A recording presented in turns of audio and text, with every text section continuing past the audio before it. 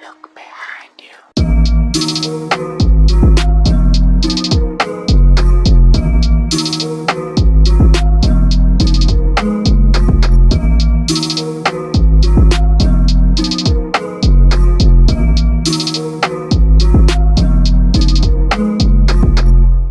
Hey, what's up, everybody, and a massive welcome back to the Creepy and Paranormal Show.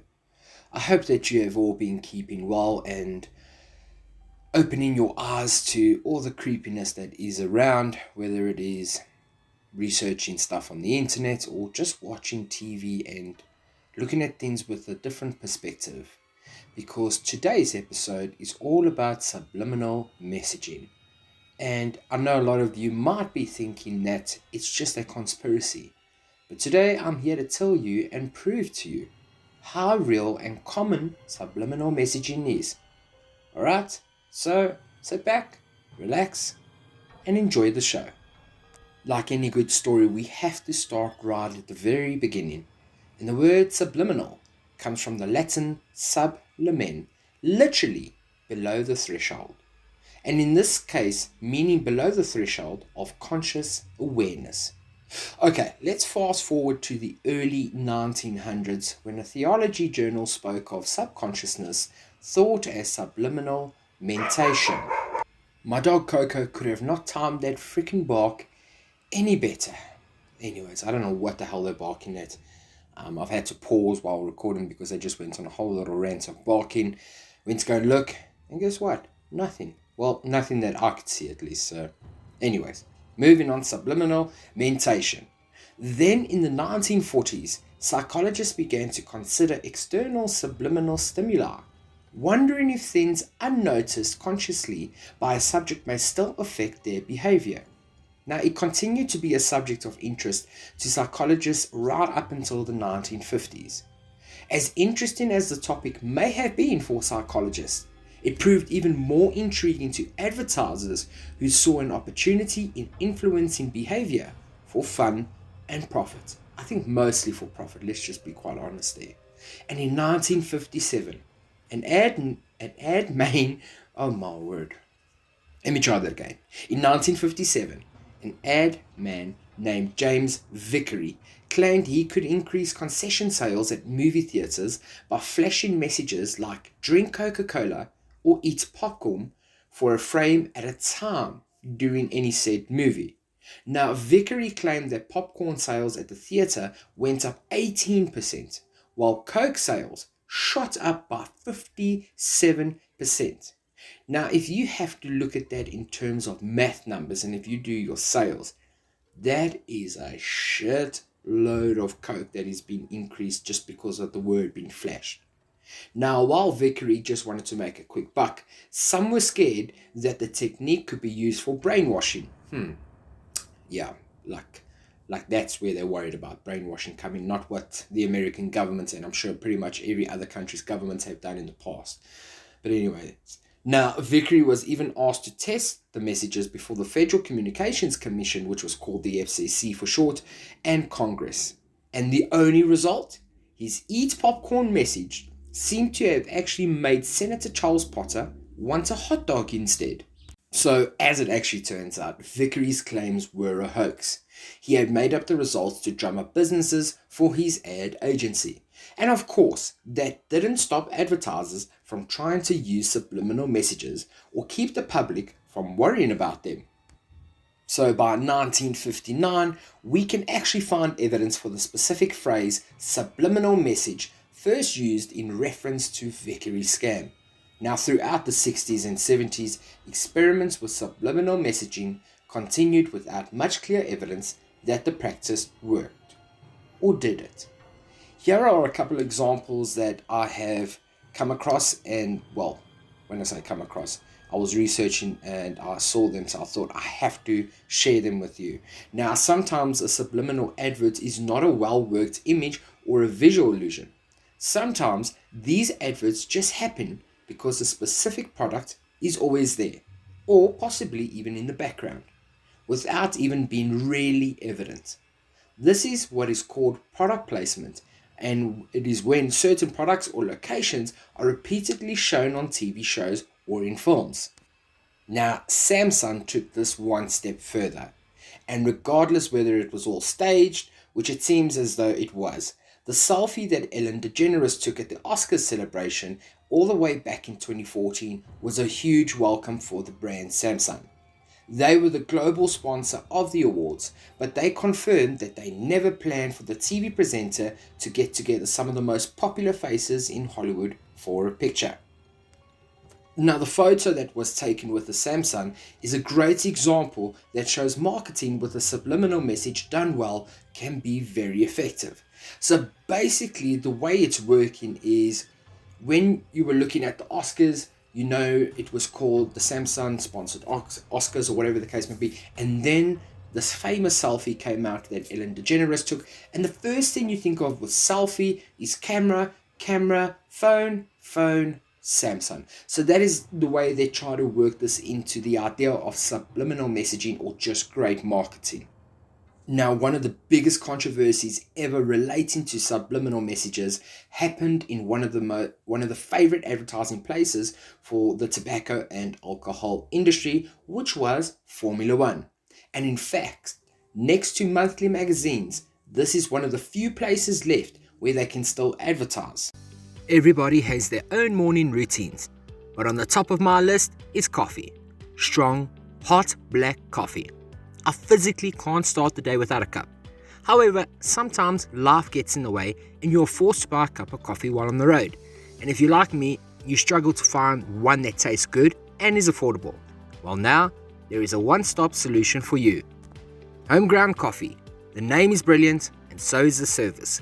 Situated at Benoni Northern Sports Ground, it's a nice central point for your morning commute. And why not get a delicious muffin or pie to go along with it?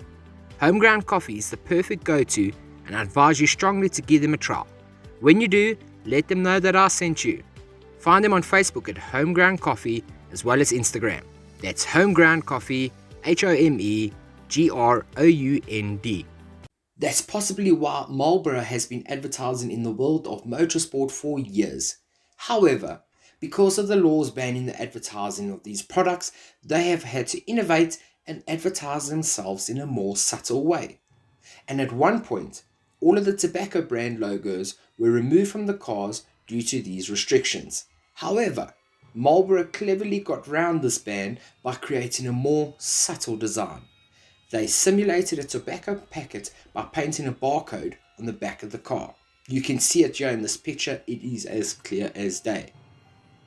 Now, sometimes brands and their logos can become so familiar that we don't realize the real significance behind their design. And in fact, every logo is thought of and designed based on a set of objectives that define the brand, and that is how it becomes their hallmark. Now, in Toblerone's case, its logo wants to take us to the Alps, the origin of the chocolate. Through the image of the mountain, they want to bring you to the Cervino mountain, the fifth highest peak in the Alps. But how does the brand do that or tell us more about their origin? Now, if you look at the image of the mountain, you will see it hidden in a silhouette, a bear. That is the animal that connects Toblerone with Berna, the town of its origin. This is an example of marketing with a subliminal message where the brand later admitted their intention. It created panic because a lot of people found a message printed on the inside of the bottle top saying, "Help me, trapped in Sobe factory." And in fact, a lot of people shared it on social networks, thinking that they were raising the alarm for a worker who was in danger. However, it was a subliminal marketing campaign. The intention wasn't to cause any distress. It was just trying to bring a smile to people's faces. Unfortunately, it didn't work in quite the way that they had hoped.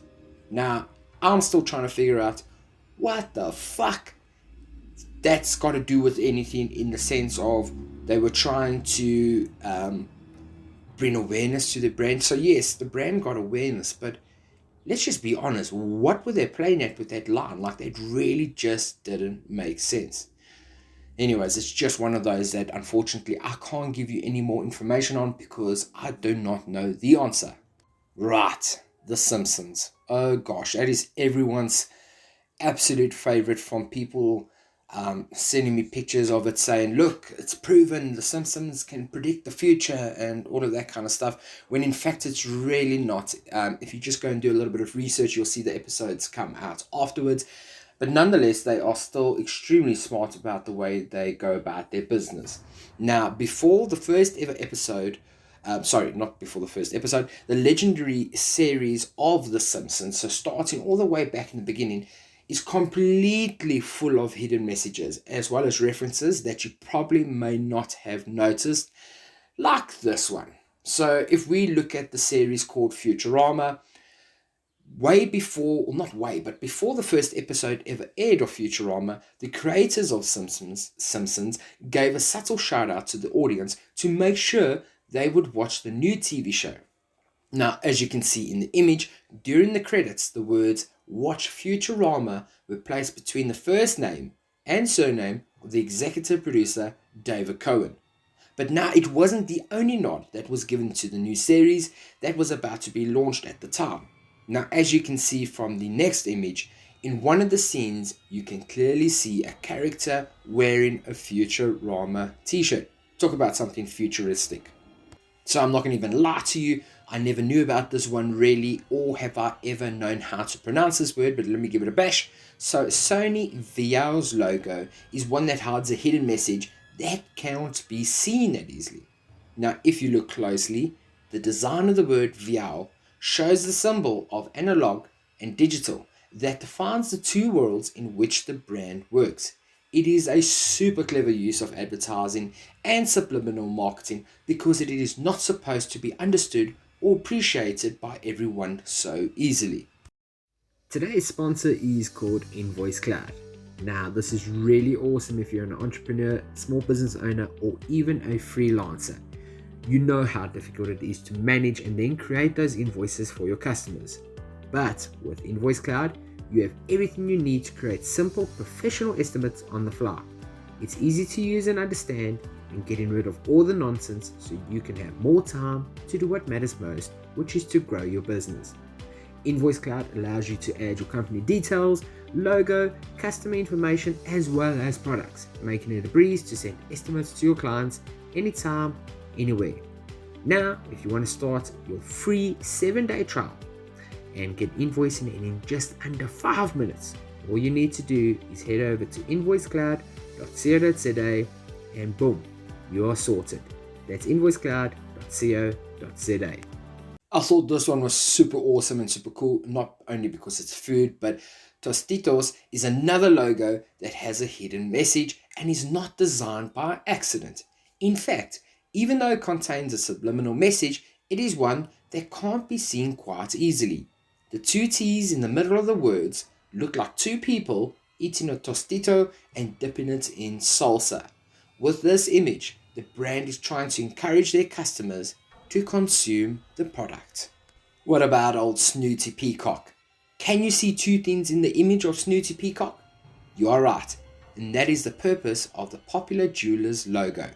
This image plays with optical illusions, and that depending on where your focus is, you will see either one image or another. The typical example of this being the glass that shows two faces. The logo shows on the one hand a woman with a chain around her neck and the other a peacock. The illustration is designed to allude to the elegance of the brand in the form of a peacock and also the unique woman who make the jewelry. Another example of a logo which is based on an optical illusion is the corporate logo of Spartan Golf Club, which hides a double message. Number one, on the one hand, you can see a person playing golf, the main service of the actual business. And then number two, and appears a face wearing a Spartan helmet, which references to the name of the club. So these were just some little fun tidbits of subliminal messaging / good marketing, But how about subliminal messages in movies? Because for me, that is where it's extremely well placed and well done. So, we're going to be looking at Stanley Kubrick, who, let's just be honest, Stanley Kubrick is surrounded by conspiracy in the movie industry, from having faked the NASA moon landings to having worked with Walt Disney to create illusions about the moon landing. So, yeah, there's a lot of controversy around him, but Stanley Kubrick was the kind of dude who was so attentive to detail, or possibly so anal about it. Some might say that he probably had his car's serial numbers memorized off by heart. Lest you think we're exaggerating, consider that when he directed Doctor Strangelove, Kubrick made sure that the sets depicting the inside of the B-52 bomber were 100% accurate, despite the fact that actually seeing the inside of a B-52 was at the time completely and totally classified. I wonder how he got around this little loophole. The point I'm trying to make is that Kubrick doesn't make mistakes, so it's certainly an intentional decision on his part that the interior layout of the Overlook Hotel, which was the haunted mansion slash house in the movie The Shining, just by the way, my favorite movie of all time, is absolutely physically impossible. For context, let's remember that The Shining's plot entails a recovering alcoholic named Jack Torrance, who was played by who? Jack Nicholson, of course, bringing his family into the Overlook to kindly return Jack's favor. The hotel then turns him into a murderous psychopath.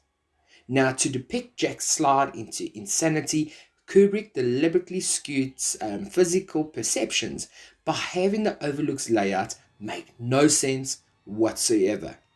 The specific geographic impossibilities have been mapped out by dedicated fans who pointed out windows that shouldn't even exist, overlapping rooms, illogical walls, and the list goes on. These bizarre, almost imperceptible distortions create a subtle cognitive collision with the viewer. And who the frickin' hell figured that out? It's supposedly been talked around about for a while, but this was actually highlighted when someone making a custom map of the Overlook Hotel for Duke Nukem 3D found that it violated the laws of physics. Well done, Stanley Kubrick. Speaking of Walt Disney, how could the House of Mouse do this to us? Sure, we knew Tyler Durden was happy to screw with us, but Disney itself? Yes. Digging into the history of subliminal imagery reveals that even the animated classics we grew up with were busy messing with our heads. One Disney movie that was especially gleeful about sneaking subliminal imagery into our poor little brains was 1991's Beauty and the Beast. Now, do you ever wonder why Belle seems like an outsider in her poor little village? It's not just that she reads books. All of the other villagers are wearing washed out earth tones, the same color scheme as the village itself, while Belle is the only one wearing blue. This color clash is why she seems so different. Disney, well played with that little bit of trickery. But the sneakiest bit of subliminal imagery tucked into the movie comes into play during the death of that arrogant bastard Gaston. The animators wanted to show that the egotistical jerk was actually dead. I mean, real dead. But displaying his rotting corpse impaled on the spikes beneath the castle would settle for alarm bells around the studio, as well as parents saying that it is too graphic for their children. So instead, they literally drew the reflection of skulls over his pupils, which appear for only one single fucking frame. Now, Gaston's been in the grave ever since, so by now he's certainly irritating everyone in the afterlife with his haughty show of manliness. I just love how unmanly I said the word manliness. Back in 1959, everyone thought that cheap motels were a good deal and that showers were the safest places in the world. But then Alfred Hitchcock came along in 1960 and fucked it up for everyone, making the world afraid of cheap motels and frightening millions of people into always locking the bathroom door when they go to shower. What movie are we talking about? Of course, it is Psycho. So it is the story of a boy's close, loving relationship with his overprotective mother. Except the mother has been a mummified corpse for the last 10 years, and the boy is just a little psychotic man named Norman Bates. Now, whenever Norman becomes attracted to a nice young woman, his mother personality goes out and kills her. This rather uncomfortable twist, which was loosely inspired by real-life serial killer Ed Gein, comes in at the end of the film. And if you don't know who Ed Gein is, I have covered it in an episode, so please go and have a look at it. I will drop the link in the description below. Now, Norman is taken into custody for his murders, and the camera lingers on his face as his mother personality takes over his mind, demonstrated by a voiceover in which she claims that the murders weren't her fault. It is subtly creepy ending for a creepy fucking movie. But it's injected with a little extra tingle of creepiness when for 2 seconds of the film, Hitchcock overlays the image of Mother's rotting skull over Norman's face. This brief subliminal effect, a visual representation of the dark reality inside Norman's mind, will leave puffy, throbbing scars on your mind for a long time ahead. Right, let's take a look at the famous franchise movie called Alien. And have you ever wondered why the xenomorph is so scary? It's because the alien is a breathing, drooling sexual metaphor. That's right, a sexual metaphor. The guy who designed the beast, H.R. Geiger, deliberately gave it a long, phallic head and a vaguely clitoral second mouth that's supposed to invoke ancient fears of vagina dentata, a vagina armed with sharp teeth that can chomp down on, well, your knob. Now, go see Teeth if you want to see that visual in more detail. So, yeah, please. It's really graphic in my opinion. Now, but as far as the movie Alien goes, here is the little breakdown. Ridley Scott's movie isn't really about people getting slaughtered by some weird extraterrestrial. It's actually about rape. Geiger's not the only one who made everything all sexual either. Alien was conceived as a rape allegory way back in the scripting stage, when screenwriter Dan O'Bannon stating that the movie's potent horror images are deliberately sexual. Now, for example, take the facehugger, which inserts its member down Kane's throat and impregnates him with a chest buster. O'Bannon describes this image as being oral rape, designed to make male audience members cross their legs. Later on, Kane forcibly gives birth to a rather nightmarish fetus that resembles an erect penis with teeth. Let's not pretend otherwise. What occurs here is that a man is raped, impregnated, and then forced to give birth to a baby he never wanted. Through this allegory, the film attempts to cast a long, hard glance at just how violating and destructive rape is. 100% can get behind that idea. That is smart marketing. It's rather graphic, but yes, we are fighting rape, so that is great. But I think it's time to finish off this creepy little show by going back to 1973 and examining what many still call the scariest horror movie ever made. That's right, we are talking about the movie The Exorcist, that quaint, cheery, cozy little film about a young girl being demonically possessed. Now, The Exorcist would be frightening enough at all if it wasn't done with the show The Girl's Possession, but oh no. It just had to go and horrify us with some subliminal messages as well. So you see that face right there? These days, fans call it Captain Howdy. If you recognize it, that's probably because it flashes on the screen a few times during The Exorcist, just long enough to quietly haunt your nightmares. And according to the director, William Friedkin, this face wasn't even registered by audience members until the advent of home video. And today people only see it because they actually are able to pause the film. Now, that wasn't the only bit of subliminal trickery in this film though.